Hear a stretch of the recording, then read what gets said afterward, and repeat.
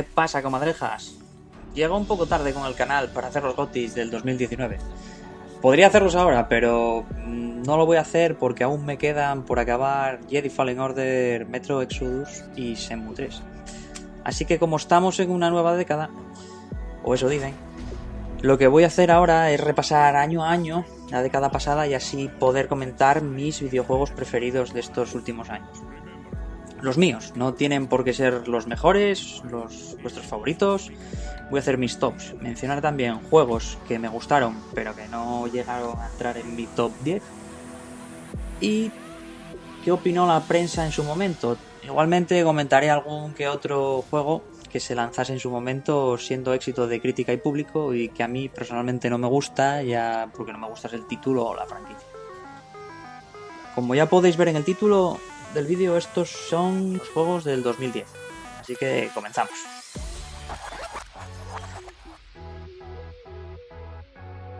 En 2010, 2010. Aún vivía en casa de mis padres y todo el dinero que ganaba trabajando iba destinado a videojuegos, hot toys, cine y demás fricadas. Ay, Dios mío, qué tiempos.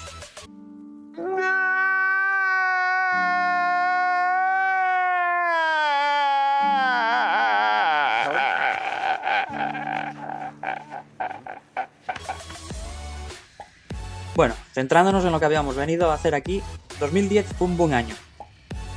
Aunque pensándolo bien, ¿cuándo tuvimos un mal año? Uno regular todavía, pero malos, ahora mismo no me doy cuenta. En 2010 encontramos sentido a ese cacharro llamado Kinect que Microsoft nos vendió como un auténtico trilero. Por aquel entonces yo aún tenía ganas de bailar y Dance Central me pareció un muy buen juego y que funcionaba muy bien con el aparato en cuestión.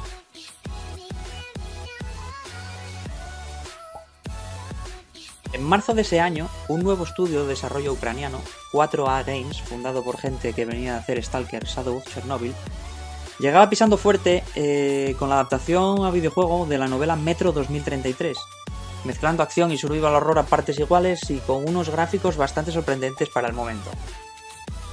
Nos hacían viajar a través de una más que interesante historia por los túneles del metro de una Moscú posapocalíptica. Un juego que sorprendió a mí personalmente porque no esperaba gran cosa.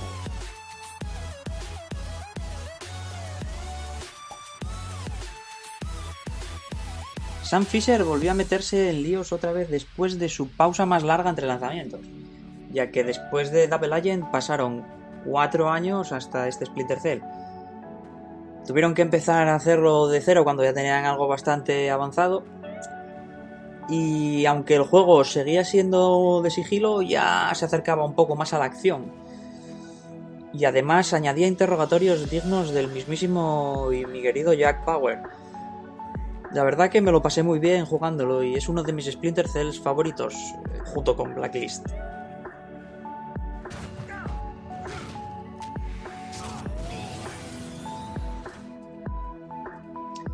Alpha Protocol fue uno de los primeros juegos de Obsidian, y para mí lo mejor que han hecho hasta ahora después de South Park y La Vara de la Verdad. Ya podéis matarme. Ya podía Microsoft, ahora que los tiene en cartera, darles un buen presupuesto para una nueva entrega de este juego de rol y acción en el que nos poníamos en la piel de un espía. Fue una pena que no gustase mucho a la prensa. Una cosa tengo que decir, y teniendo en cuenta que dejé la saga después de Call of Duty Ghosts, que me pareció horrible, el Duty de este año, Black Ops, me parece el mejor de todos. No sé si por la ambientación, la época, la banda sonora, no sé, los momentos puntuales espectaculares que caracterizan a la saga. Lo cierto es que me gustó mucho. No sé.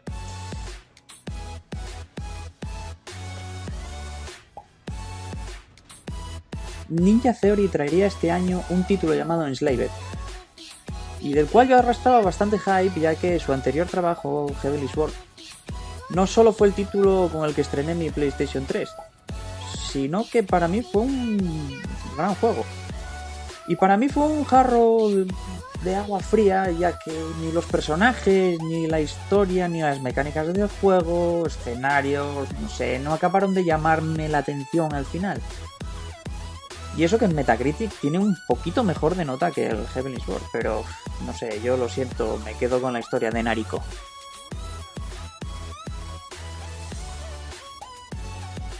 Dead Rising, el primero digo, fue un juego muy especial. Fue un juego que me hizo reservar la Xbox 360 solo con un fotograma.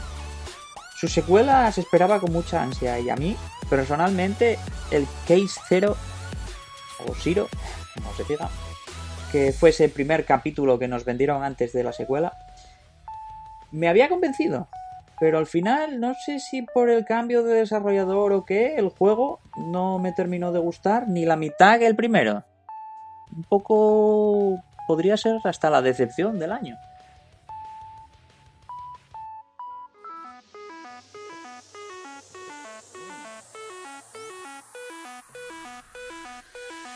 Mario Galaxy 2 no va a entrar en el top porque, a pesar de ser uno de los mejores Marios de la historia, no logró superar lo que consiguió el primero. Creo que la mecánica de los planetas y la gravedad va a ser difícilmente superable en los próximos Marios, como ya se está viendo ahora mismo. Estamos hablando de un juego de hace 10 años y todavía no ha sido superado.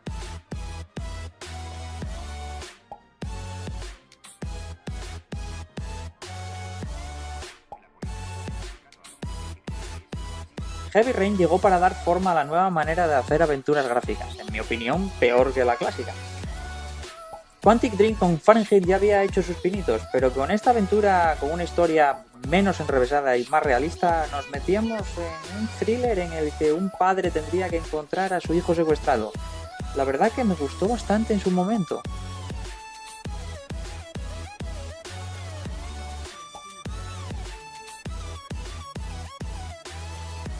Me gustaría también mencionar la hermandad de Assassin's Creed, ya que la trilogía de Ezio es lo único que merece la pena de la franquicia, en mi opinión.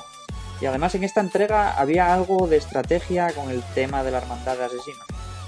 Aunque suena tópico, había personajes interesantes y, no sé, un trasfondo más allá de la historia del pasado.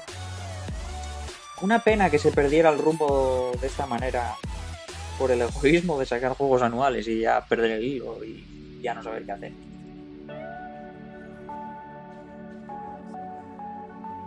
Batman The Brave and the Bold es un juego que pasó bastante desapercibido, pero que a mí me pareció un juego de puta madre, con perdón, de Batman. Me parece un juego muy agradable de ver y de jugar. El juego salió en Wii y en DS, con alguna diferencia entre ambas. Y gráficamente era muy vistoso, no sé, me gustó.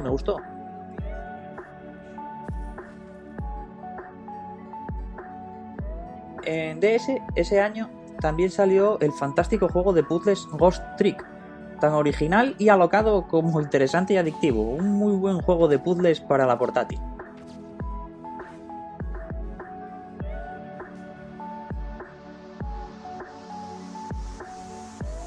También mencionar God of War, Ghost of Sparta y Metal Gear Solid Peace Walker. God of War sí lo jugué y no estaba nada mal para ser una aventura de Kratos portátil.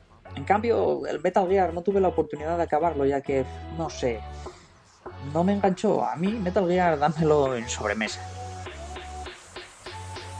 Y hasta aquí los juegos que quería comentar sin dejar pasar la oportunidad antes de entrar en el top 10. Una cosa os tengo que decir antes de entrar a dar mis 10 nombres, y es que tal vez alguno se decepcione porque aquí no va a encontrar ni Bioshock 2, ni Fallout New Vegas, ni Super Meat Boy, ni Halo Reach, ya que no soy fan de ninguno de estos títulos o franquicias. Lo siento. En el número 10 voy a dejar a Limbo, que es el primer juego de los daneses Playdead que enamoró a más de uno. Y ya se les vio que tenían mano para esto de hacer videojuegos. Este juego de puzzles ambientado en ese limbo, digamos, en el que tenemos que sortear un montón de puzzles controlando a un niño que despierta ahí en medio de la nada. No sé si por su ausencia de música, su sonido de ambiente, sus gráficos, sus colores. Es un juego muy bonito a la par que triste. Un juego corto e intenso y que no deja indiferente a nadie. En el número 9 voy a poner un juego de coches, género del que no soy muy fan, pero que tiene alguna excepción como Burnout 3 o este Split Second Velocity.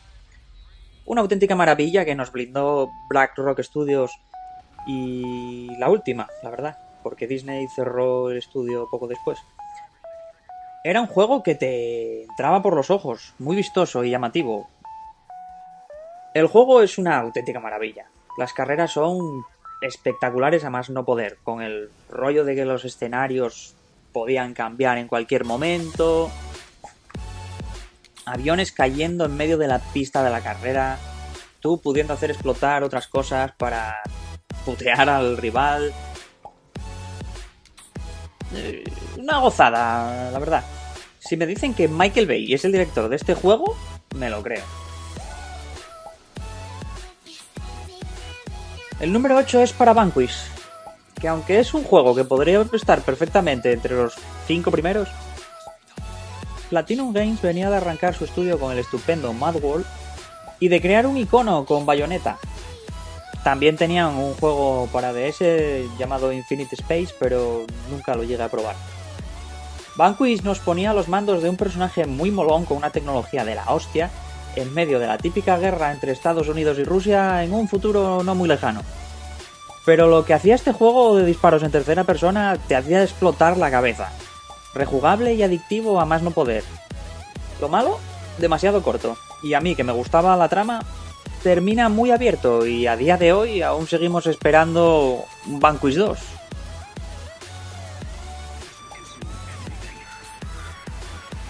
En el número 7 voy a dejar Alan Wake, el juego de Remedy. Un juego que pese a todos los problemas que tuvo en su desarrollo, que en un principio iba a ser como de mundo abierto, al final llegó en forma de un Max Payne con linterna. Pero que esto no te suene mal, es un juego con una historia muy interesante, personajes carismáticos y muy buenos gráficos. Lo malo, otra vez, que aún estamos esperando una segunda parte que no creo que nunca vayamos a ver.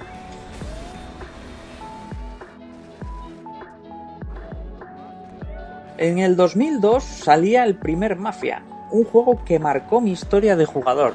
De verdad, suena raro, pero no sé, fue como mi padrino para mí. Fue un juego que me flipó la cabeza. El mismo año que teníamos esa joya llamada Vice City, en PC aparecía un juego de la mafia con un enfoque más serio. Y puede que fuera eso, o su historia, o todo lo que hacía bien. Un juego que siempre estará en mis listas. 8 años después, muchos la verdad, llegaba su secuela, y aunque gráficamente era la leche, no tengo el mejor recuerdo del título porque creo que para mí no estuvo a la altura del primero. Se me quedó ahí una espinita clavada ya que para mí no llegó a superar al original, pero creo que es un muy buen juego y que hay que tener en cuenta.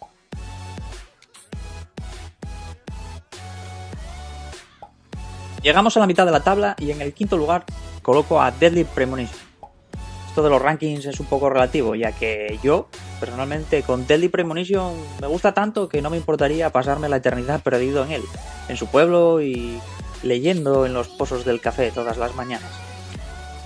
Recuerdo que cuando se anunció en alguna feria, no sé si fue un E3 o un Tokyo Game Show, no lo tengo claro, me llamó mucho la atención.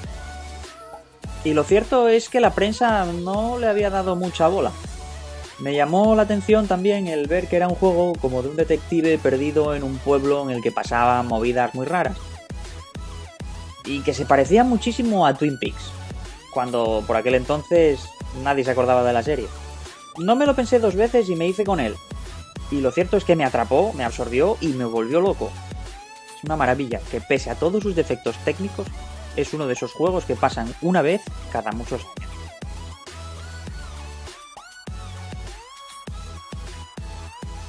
En el número 4 voy a colocar al orgullo patrio Castlevania Lords of Shadows. Orgullo que luego se nos vino abajo con la secuela. Pero bueno, esta primera entrega fue un auténtico éxito.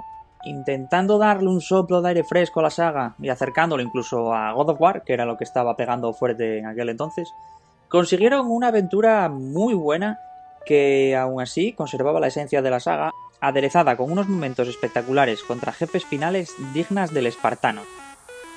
Escenarios muy variados y puzzles muy divertidos. buenos gráficos y una historia, digamos, de origen que cerró la boca a mucha gente. En el número 3 se queda Mass Effect 2.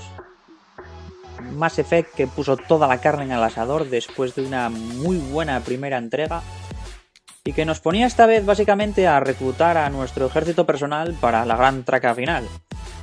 Una aventura repleta de personajes interesantes y relaciones amorosas por doquier. El mejor Mass Effect de los tres, sin ninguna duda.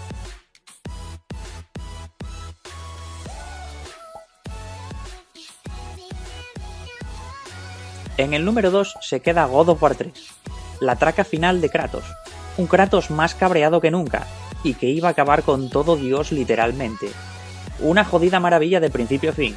Una auténtica orgía de sangre y dioses amputados. Un broche de oro perfecto para lo que parecía el final de la historia de Kratos.